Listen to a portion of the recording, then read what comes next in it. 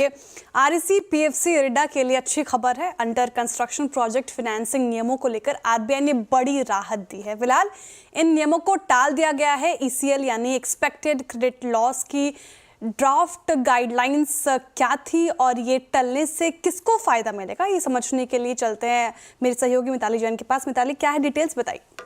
जी, तो आरबीआई ने stricter project finance और एक्सपेक्टेड क्रेडिट लॉस के जो नॉर्म्स है उनका इंप्लीमेंटेशन अभी डिले कर दिया है।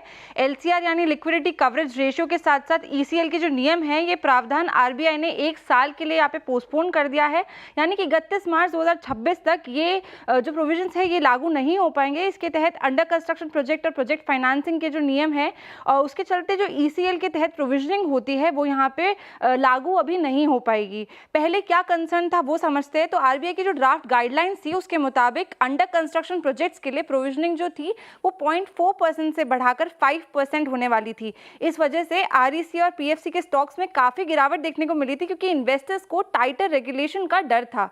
अब ईसीएल के टलने के बाद सबसे ज़्यादा जो फायदा है वो इन 3 शेयर्स को देखने को मिलेगा, आरईसी, पीएफसी और इरडा, क्योंकि यहाँ पे इस डीले से इनको शॉर्ट टर्म रिलीफ मिल गया है। कैपिटल लेंडिंग के लिए इनके पास अवेलेबल रहेगा। इसका मतलब जो नियर टर्म में अग्रेसिव टाइटनिंग है उसका रिस्क कम हो गया है। इससे मार्केट की जो अनसर्टेनिटी है वो दूर होती नजर आ सकती है। साथ ही इन्वेस्टर का जो सेंटिमेंट है वो भी हमें बेहतर देखने को मिल सकता है। इंफ्रास्ट्रक्चर रिन्यूएबल प्रोजेक्ट्स के लिए कम प्रोविजनिंग की जरूरत पड़ेगी, जिसका सीधा मतलब यह है कि कंपनीज जो है अब ज्यादा लोन दे पाएगी।